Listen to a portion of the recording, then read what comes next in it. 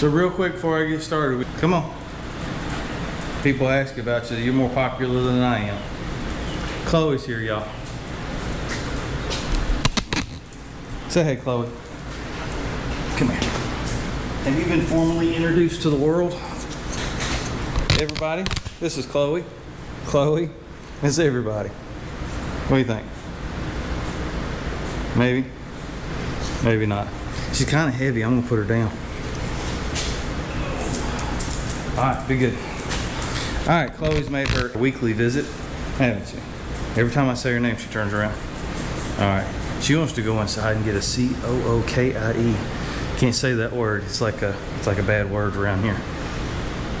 Well, it is to us. It's not to her. Hey guys, appreciate y'all coming back to the shop. We got the CT70 back in the shop here. When you find these projects, you got to have a plan. If you don't have a plan, it's real easy to go off on a tangent and start tearing stuff apart, and then you'll never get it back together. Unfortunately, sometimes that does happen to the best of us.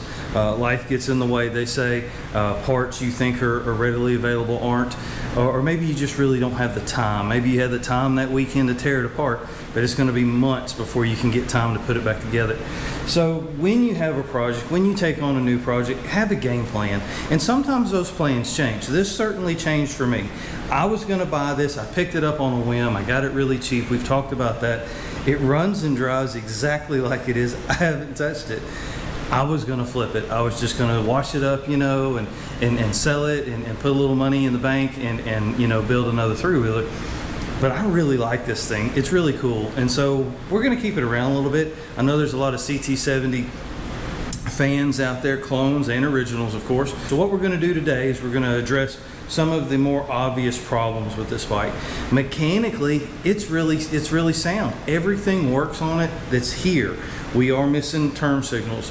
The starter, the electric starter, is not working. It's not engaging. I don't know what that is yet. It will spin, but it will not engage. It could be gear. It could be a whole bunch of different things.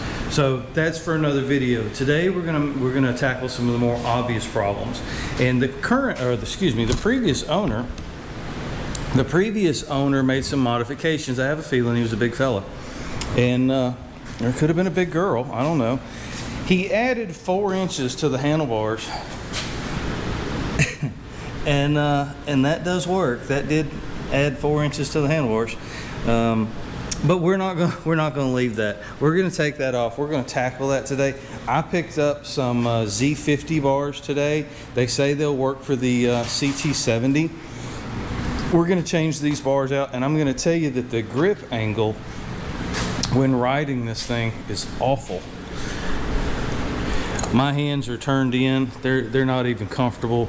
And I know this is not a big cruiser or anything, but one of the problems with the handlebars being this close together, I mean, they're only a foot apart, is you don't have a lot of leverage and you don't have a lot of control. One little turn and it makes the bike real darty.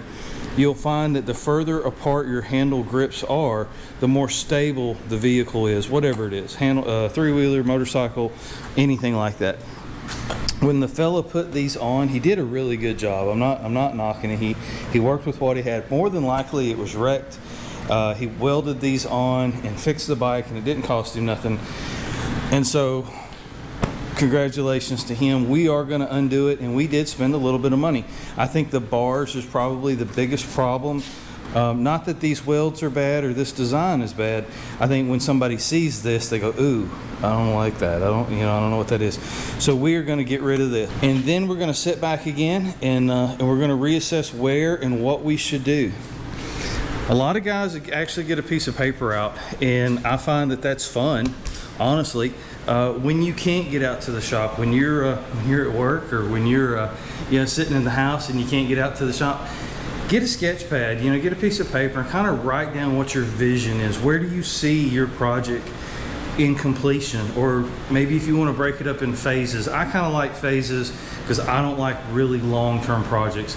I kind of like to celebrate as I go, and so I like to do short projects like today. Now, some guys would have brought this bike in and they would have completely tore it apart, and it would have took them a year to put it back together. That's not how I like to do things. Y'all have seen me, I brought it in, we've kind of assessed it, we've rode it a little bit, we've had some fun with it. And so that's how I look at each of these projects. I take each project and kind of dissect it into smaller projects, so I have that reward, I have that encouragement to keep going. When we get the bars and the seat done, it's going to look better and it's going to inspire me to take it to the next level. I won't be overloaded or frustrated with the project being too big. The project will be manageable pieces. It's like the old saying, you can eat an elephant one bite at a time, right? Well, not quite an elephant, but it can get to be a pretty big project. Because we are not dealing with a factory repair, I have no idea what I'm going to get into. Who knows? And that's part of dealing with 30 and 40-year-old equipment. You are coming behind many shade tree mechanics, some professionals even, and you don't know what you're going to experience. So follow along, we'll figure it out. In this situation, the first thing to do is to take all the controls off of those bars, get those bars out of the way. We'll reassemble the new, or assemble the new bars, and then we will add the controls back to them. That being said, this throttle wrist, it sticks, and so it's not difficult, but there's no return to it. You pull it down and let off, it just stays there. So when you ride it, you have to be mindful to always roll forward on the accelerator or on the throttle. So we're going to take a look at that. It could be wore out, maybe we need to replace it. I don't know until we take it apart and see why it's rubbing, why is it not returning.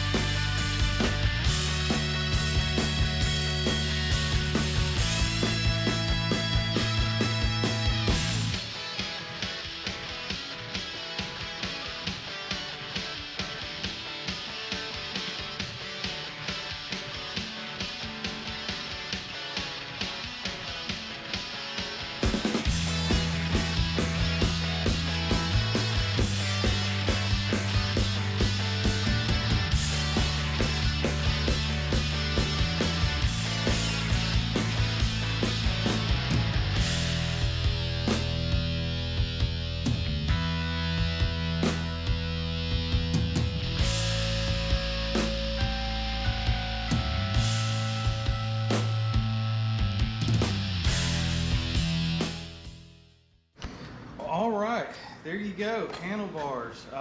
These are actually made by a company called FLYPIG. There will be a description, there'll be a link in the description if you're looking for them. They are very similar to the OE original bars on the Z50. They're a little lower than CT70 bars, but they do give you some functionality. They're not rigid. You can take them and you can roll them down. You can store your bike, you can put it in the trunk of a car, and that's what they did this for, is so you could break the bars down. Really, and my understanding is so you could put it in the trunk of a car, and so that's why the little 50 had the handlebars that would break down. Now, this is really a great example of something that we talked about once before. Bars are very similar. The angle is definitely different than what they were. The guy that did this did a good job. He really did. I'm not gonna knock it at all. It's very well welded on. His design was good. His bolts lined up. He might have got a little hot here, but that's okay. I mean, it's very strong.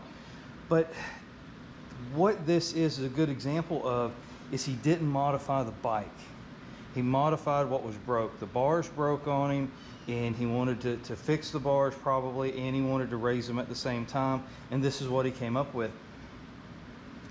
Had he welded the bars to the bike or welded this plate to the top of the triple trees here, this job would have been a whole lot harder. You know, we'd have probably had to source a new triple tree, and because this is a clone, you know, an original might not have fit it. We might have had a hard time finding one. This company's out of business. Remember Red Cat? There's not a lot of information out there about them. So if you're going to modify anything, always try to modify it in a way that you can undo your modification, just as we did here. We undid this gentleman's or this person's modification, and I'm thankful that that it was as easy and he did such a good job that we could undo what he did. And so I think that looks a lot better. The angle is certainly better. This this throttle is still sticking. It's not wanting to return. It's better. It's better. It'll do about a half return now, but the angle definitely seems to be better. So that's good. I like it. I think it looks a lot better. And we are going to go back over this bike and we are going to do some cosmetic things. And this is just, you know, one of the first steps.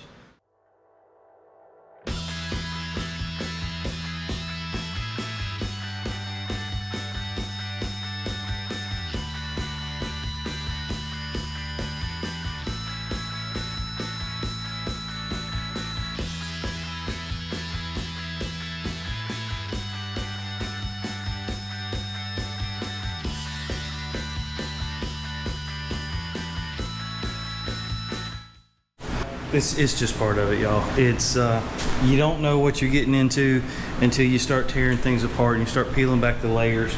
And I'm going to be honest with you, I think I can source another seat. The seat is close enough to an original, and I really think that that's what we should do. Structurally, we're on the verge here of this pan. Where the pickup point is on this seat, you see how bad it's rotted out. I really hate to put that cover on this seat. I don't want to camouflage anything. I'm not trying to hide anything. I just want to make, you know, the best we can. Go check out Bigfoot Bikes and Brews. He does a great job of this. His pan is a lot better condition than this one. And that's, you know, you just don't know what you don't know, you know? Sorry. I just don't think it would be right. I just don't. I don't think this pan is the right pan to put such a good cover on, and I don't think screwing it to this pan and doing a half job is the right thing to do. So I'm going to source another pan, and we're not going to tear up that seat cover. But I do want to show it to you. Discovery. You know, when you tear stuff apart, you learn as you go. Here's a good way to tell. If you look at how the letters are, Honda has their level of detail is just unsurpassed. See how it's got a little bleeding through the paint here as it bleeds down into the little crevices of the vinyl? Honda would not, an original cover would not have done that. So it's a good copy. It is not an original Honda cover. I just don't think that this pan, as it rust all over the place, warrants this seat cover. So we got a car up here that leaks when the fuel's left on, and probably gonna find a dirty needle and seat. I really hate taking this carb apart. This thing runs so well. I mean, it just sits there and idles. So we're not gonna make any adjustments to it. All we wanna do is clean it. That is it. Bare minimum here.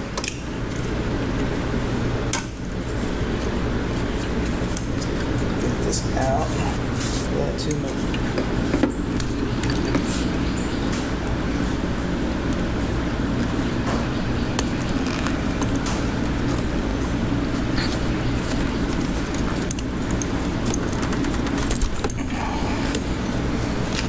And what we're going to find, that's probably going to be just our needle and seat.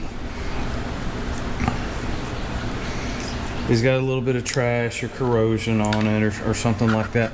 This bike is not as old as some of the three-wheelers we mess with around here. Best I can tell, it could be early 2000s. Apparently is when the patent ran out and more companies started copying the CT70. but I don't have an exact year on it. I really can't find a lot of information about it at all. I don't know. Red Cat. If anybody knows anything about it, put it in the comments. Okay, look what we got here. We got some trash in here. I don't know what that is floating around. Let me put that in the recycle bin. All right, good. That's done. So, yeah, you know, hey, this thing's worth cleaning after all. It's worse than I expected. How it ran so good, I don't know. I really don't. Look at all that crud down on the bottom. Just rust. You know, it's got a metal tank too. So, you know, the same problems that we have with the three-wheelers, you're going to have with these little bikes too. I'm going to go ahead and pull the jets out and just look at them. We're here. It doesn't make any sense. I mean, I know it's running good, but we might as well go ahead and take a look at them and see how they look. Are they plugged up? Are they partially plugged up? You know, things like that.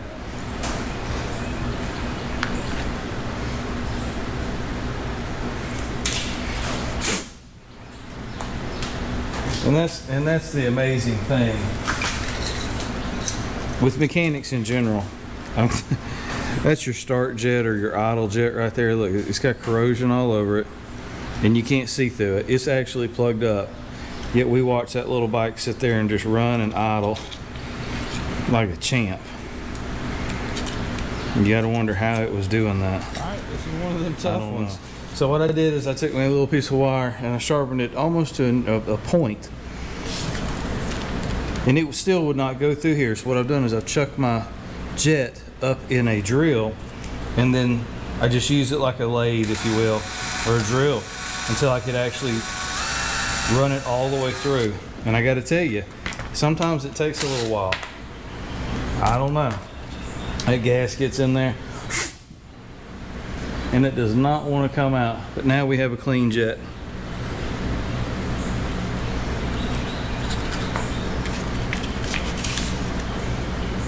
How it ran as good as it did, I will never know. But I'm glad it did.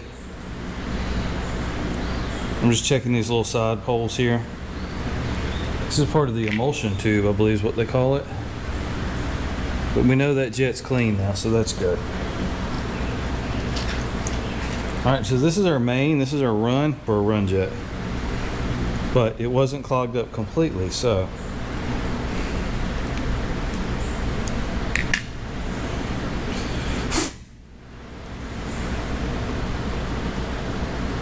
Definitely better.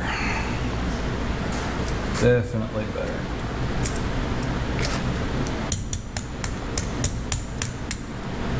All right, so what I did is I just took that and I punched it through basically a nail or a pin, knocked it right out of the float, lift our float up, and now here's what I'm suspecting is causing our leak. This is our float, just like actually in a toilet, works the same way. I believe that needle is the culprit. And more than likely, you can take a piece of Scotch-Brite. Now don't get too heavy-handed with this. Some of these are brass, some of these have a rubber tip. This has a rubber tip on it, but it's all corroded up. If you look really, really close on the end of it, it's got a lot of corrosion and buildup on it. And I'm just cleaning it here. I don't want to take off too much material.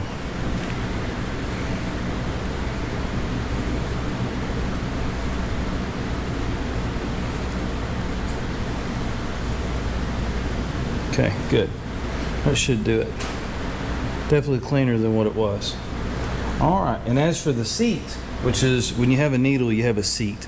And normally your needle, even if they're really small, if they're cone shaped, they come to a point like an arrowhead. And that sits in kind of a bowl, if you will, like a plunger. And when it goes down, it seals. And so over the years of sitting, just for years and years and years, the needle will actually get a ring or an indentation into it to where it doesn't seat anymore. And so taking it apart and cleaning it and knocking all of the buildup off of it generally will bring one back around. Not always, but sometimes they will. I think I'm going to get some carb cleaner and just kind of spray these components down. I don't think I'm going to put it all the way through the bath. This thing ran too good. So pretty much just reverse the operation. This particular bike, this is how it came apart, so this is how we're going to put it back on. Don't forget your gasket here. This one's actually got, looks like the O-ring is stuck to it, so let's make sure we put that back. I was going to check to make sure we had an O-ring, and we do. We got captured nuts on the inside of the carb body here. Be mindful of that. Probably pretty easy to fall out.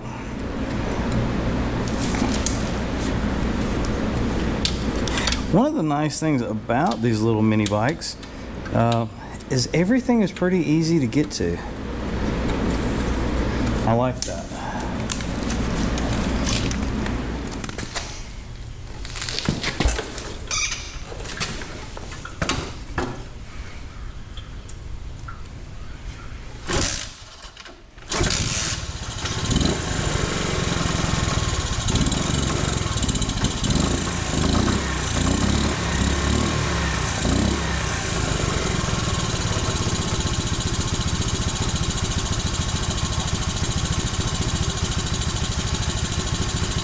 All right, that's a wrap for today. We got our handlebars done. I wanted to redo the seat.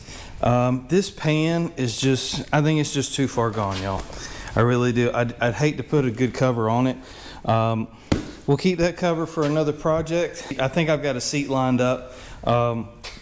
Handlebars. There's a link in the description if you're needing some bars. I really do like these. I can see now that the headlight is tweaked a little bit. But the bars are straight. The bars look really good. They feel good. Just a direct replacement for your CT70 or your Z50.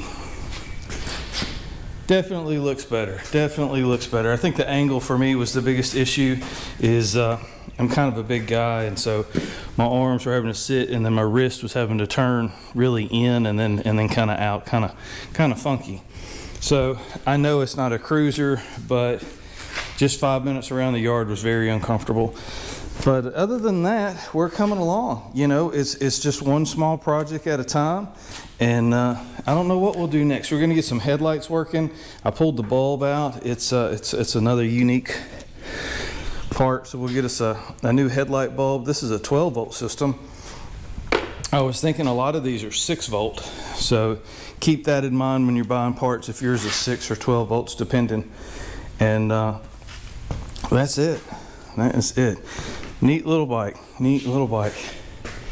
This is big enough for an adult. Yeah, the Z50s are cool, but they're pretty small. If you want to run around on your knees, or a pit bike or something really small to put, you know, at the racetrack, they're great for that.